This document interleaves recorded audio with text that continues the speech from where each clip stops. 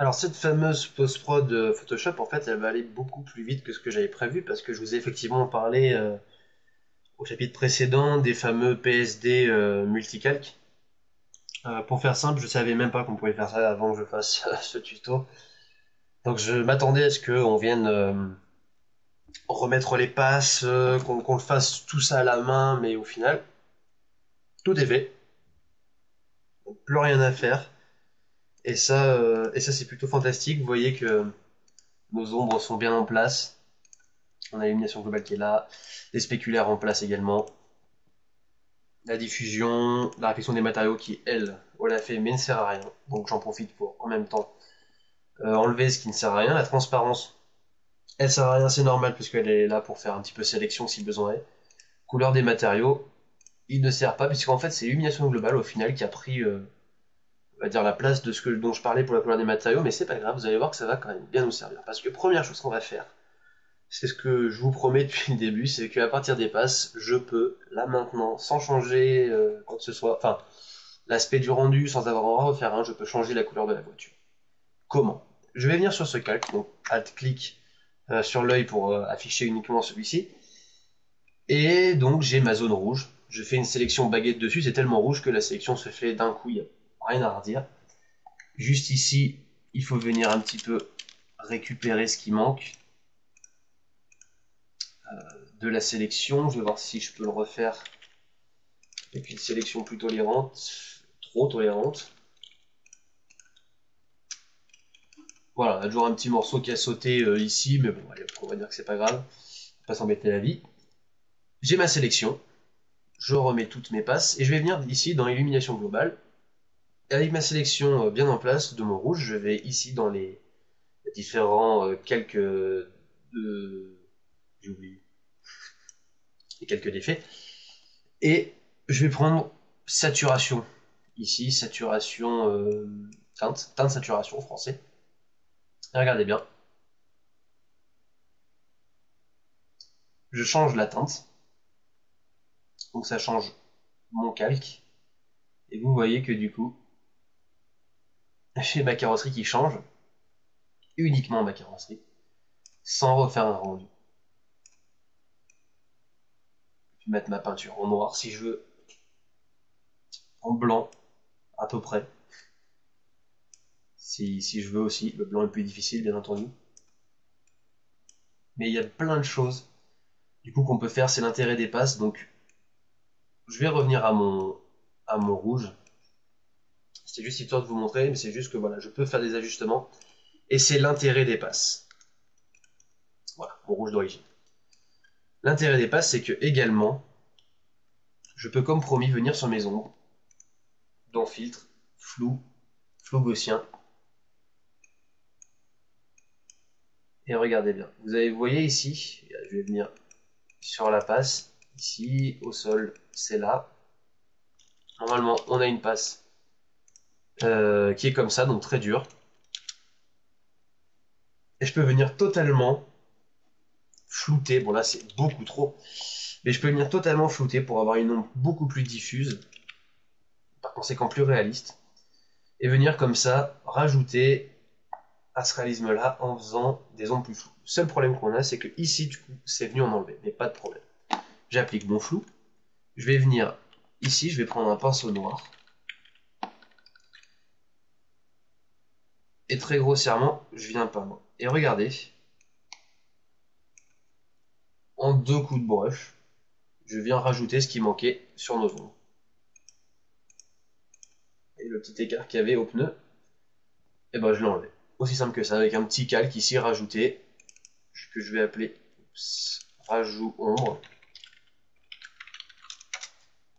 Et ben je peux faire ça, il n'y a pas de problème, il n'y a aucun problème. Ce que je vais faire, c'est que je vais grouper euh, toutes ces passes ici. Je vais les appeler voiture. Et en fait, ce qui va se passer ici, si par exemple je rajoute, normalement si je rajoute ici un calque et que je le lance, bah, il se passe rien parce qu'en fait ça c'est sur le fond. Normalement c'est dans couleur des matériaux que je pense que je devrais pouvoir venir agir en fait sur le fond. fiche, il se passe rien non plus, c'est bien fou ça. Alors ça doit se passer encore une fois sur l'illumination globale, décidément lui il nous fait un petit peu tout aujourd'hui. Alors voilà, ce qui se passe, c'est que là j'agis sur le fond, et je viens toucher à la voiture, ce qui m'embête un petit peu. En l'occurrence, je vais pas spécialement y toucher au fond, mais pour qu'on puisse en parler, je vais venir rajouter encore un U saturation.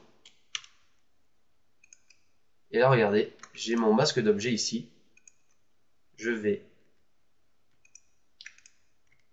alors attendez, je sais même plus comment on fait. Oui, si, je vais prendre tout simplement mon calque ici, je le sélectionne entier, je fais CTRL-C pour le copier, je fais Alt-clic ici sur mon masque, CTRL-V pour le coller dedans, CTRL-I pour l'inverser, je vais refaire Alt-clic, ce qui fait que maintenant, normalement, et ben vous voyez ce qui se passe, je peux utiliser un calque de réglage ici, sans toucher à ma voiture. Si je veux augmenter un petit peu, par exemple, si je veux baisser la saturation uniquement du fond, eh bien je peux le faire grâce à mon masque d'objet en l'inversant ici. Et à l'inverse, je peux tout à fait prendre par exemple un outil, mettons Curves, Alt-clic ici, CTRL-V. Cette fois, j'inverse pas, puisque mon masque d'objet concerne la voiture. Donc, c'est déjà blanc à l'intérieur, ce qui fait que maintenant, tada, je viens agir dans la voiture. Vous voyez que là, je remonte très légèrement les noirs pour que ce ne soit pas totalement noir. Je viens un petit peu les rehausser. Je peux venir un petit peu changer, changer les blancs, vous voyez. Changer un petit peu la courbe de réponse de la lumière si je veux. Et ça n'agit que sur ma voiture. Ensuite, l'autre truc dont on a parlé, c'est les réflexions. Les réflexions, elles sont là. Je peux très bien venir... Alors, là, ça va pas être flagrant parce que les seules vraies réflexions qu'on a, c'est du ciel, il n'y a pas de nuages. Donc c'est très uni. Je peux venir flouter. Mais alors attention, quand on vient flouter des réflexions, il faut éviter de le faire avec du flou gaussien ou alors avant, il faut sélectionner des parties. Parce que ce qui se passe, c'est que si je floute, ça va flouter également les bordures. Ici, là, ça va venir en flouter le bord et ça va du coup faire du bronze. Donc un bon outil ici, c'est le Blur Tool. Vous voyez, vous pouvez venir le passer sur les zones qui vous intéressent.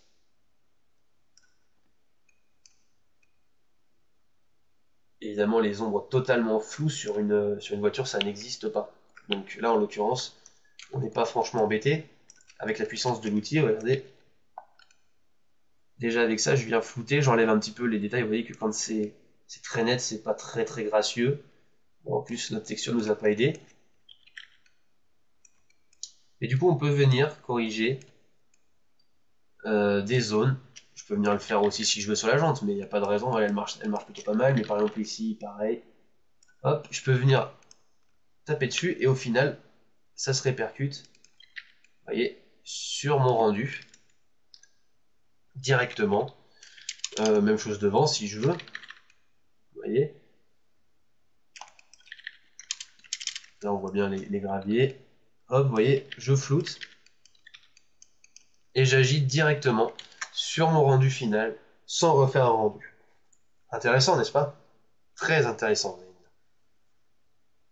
Donc, ce qu'on va faire maintenant, c'est qu'on va blurrer notre voiture, donc la flouter, mais nous allons également lui mettre du grain. Pourquoi? Tout simplement parce que, comme je vous l'ai dit, il y en a sur notre photo de fond, et si on veut que ça s'accorde, il faut qu'on aille sur la voiture.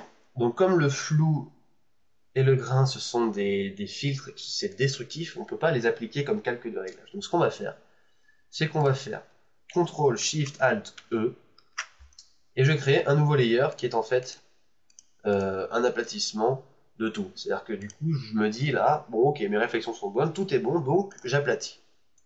Comme ça, c'est fait. Je peux venir récupérer, si je veux, mon masque d'objet. Je le copie et je peux venir le mettre sur la voiture. Et du coup, ma voiture est séparée. Vous voyez, regarde, elle est vraiment très très bien séparée, puisque même le reflet ici, eh bien j'ai plus le fond. Le fond n'existe plus. Et donc, bah, mon fond, je viens ici sur mon deuxième écran, ce que vous ne voyez pas, je suis en train d'aller le récupérer. Donc le 0,5, je viens de le glisser dans mon Photoshop. Je l'applique ici. Donc là, il n'est pas calé comme il faut, c'est pas grave. Hop.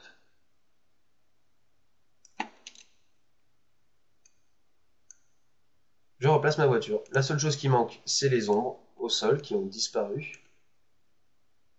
Donc il va falloir les remettre.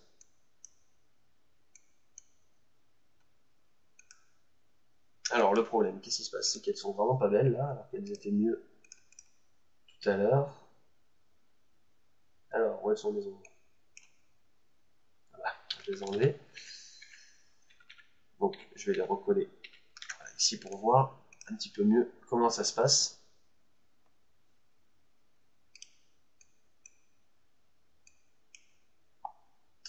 Alors, est-ce qu'il y a quelque chose qui vient jouer? Il doit y avoir peut-être un petit peu l'illumination globale qui vient déjà assombrir.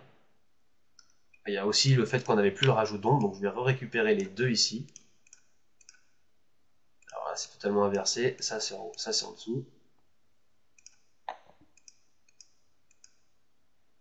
Non, mais je fais n'importe quoi là. C'est pas le normal qu'il faut changer ici, c'est les ombres. Donc là, je suis vraiment embêté parce qu'elles sont totalement pas belles en fait. Peut-être parce que mon fond est un petit peu trop violent par rapport à ce que j'avais. Toujours est-il que l'autre solution, encore plus simple, c'est en fin de compte de garder mon groupe ici, qui est en fait mon fond, et qui garde les bonnes ombres. Il suffit juste de les remettre. Donc, ils sont pas au bon endroit, je crois. Oups, je crois que j'ai fait des bêtises. Donc je vais faire plutôt des CTRL Z pour revenir à mon état d'origine. Voilà, les ombres sont là. Donc je vais plutôt la jouer comme ça. Là, je sais pas pourquoi mes ombres n'ont pas bien fonctionné, parce que les passes sont un peu compliquées. Par exemple, l'illumination globale, elle contient du fond. Donc je vais plutôt la jouer comme ça. Donc oui, du coup, j'ai plus mon masque d'objet qui est copié en haut. Donc je viens le coller. Voilà, donc ce qui se passe maintenant, c'est qu'a priori, avec cette technique d'avoir refait ce calque en haut, et en fait, le calque qui s'appelle voiture est en fait maintenant le fond. Vous voyez que ça change le fond et plus la voiture. Donc ça fait que désormais, je peux venir sur ma voiture ici. Je vais faire apply mask. Et je vais faire filtre, flou gaussien, et je vais mettre un petit flou, on va voir un petit peu ce qu'on peut mettre. Vous voyez, c'est subtil, mais ça vient flouter les bordures. Vous voyez que ici, le bord de la route est flouté. Alors que si je mets 0, bon 0,1 il veut pas 0, c'est très net. Et donc totalement à l'opposé de ce qu'on a sur notre fond. Donc avec une valeur comme 0,6, admettons, et ben c'est léger. Et vous voyez que tout l'aspect très piqué qu'on a sur la voiture, et bien il disparaît. Et du coup ça fonctionne mieux avec ce qu'on a derrière. Ensuite, alors il est léger, mais ouais non il est vraiment léger, hein, mais il y a un petit grain quand même. Mais il est très très léger. Donc, on va voir si on peut le faire. Si on peut le faire. Vraiment bien. Donc on va se mettre en monochromatique pour éviter trop d'ennuis. Et je sais pas si je peux faire ça. Je peux. Ouais, la différence, ici on a une surface bien dégradée, bien lisse, bien clean. Ne serait-ce que 0,5, c'est comme si je venais rajouter des petits artefacts, limite JPEG, prise de photo. Je peux mettre 0,7, mais ça commence à être vraiment fort. 0,6 ça va mettre entre les deux. Ah non, vous voyez, à 0,6 tout de suite on passe à du fort, alors qu'à 0,5 on est très léger. Peut-être qu'en fait 0,6, bah, là de loin en fait on voit pas du tout, donc on va voir si à 0,6 ce que ça donne.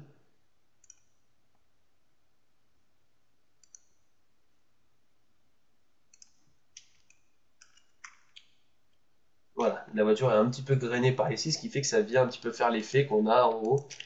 Encore, on a de la chance, la photo est de plutôt bonne qualité. Vous voyez il n'y a pas trop de grains. C'est vraiment très subtil. Bon, là, sur la voiture, ça vient rajouter. Bon, on a de la chance, hein. Location, c'est des photos vraiment de très très bonne qualité. Donc, on n'a pas trop ce souci. Mais bon, c'est toujours important de le faire. Ensuite, eh bien, on peut venir travailler, eh bien, l'image globale comme on le souhaite. Donc, on peut venir déjà un petit peu reteinter légèrement si on veut. On peut venir retoucher le contraste avec les courbes. Donc évidemment, le contraste, c'est très très léger à retoucher dans tel cas de figure. Parce que là, on est sur une lumière de type rasante, donc déjà, ça implique des extrêmes. Ici, c'est très blanc, c'est limite cramé. Alors que là, on est dans le sombre. Donc déjà, faut y aller mollo avec ce genre d'outil. Et puis, ben voilà, c'est presque tout, j'ai envie de dire. En fin de compte, on a notre rendu HDR. On a vu qu'on pouvait venir retoucher toutes les passes comme on le voulait. Ici, j'ai fait deux trois petites courbes pour en mettre d'autres. Hein. On peut venir retoucher des tas et des tas de choses. Si je veux retoucher la color balance générale de l'image, si je veux la rendre un petit peu plus jaune, un petit peu plus rouge, ça dépend vraiment des ambiances que vous voulez créer. Plus bleu, bon là je le fais un petit peu à la dure pour voir vraiment la différence, mais du coup, vous pouvez appliquer, bon là c'est du global, hein, donc ne pas oublier, c'est des petits, parfois c'est un photo filter, bon admettons, vous voyez ça coûte rien, hein, c'est juste, là je viens rajouter un filtre comme si je rajoutais un filtre sur un shoot photo. Euh, Ça a un petit but sympa, c'est que ça vient unifier l'image, vous voyez, avec les différents, par exemple, teint de sépia, là j'ai des tas de teintes, mettons 10 pieds je peux changer sa densité. Le but de ce genre de filtre, d'effet, c'est que on vient unifier, et donc du coup, on vient déjà un petit peu plus rendre l'image unie, hein, et donc on casse un peu la barrière entre la 3D et le réel. Donc, moi, ce que je vous conseille, si vous êtes un petit peu intéressé par le rendu et ce genre de choses, essayez de voir, je sais pas si y a des versions démo, mais essayez de voir si vous pouvez essayer des moteurs de rendu tels que V-Ray, Final Render, qui sont sur Cinema 4D. C'est vraiment un conseil que je vous donne si vous aimez le rendu. Parce qu'il y a beaucoup plus de possibilités que le moteur de cinéma 4D. Évidemment, je suis pas un expert du rendu. On est d'accord que des gens qui sont extrêmement bons au rendu, même avec cinéma 4D, ils vont faire des rendus extraordinaires.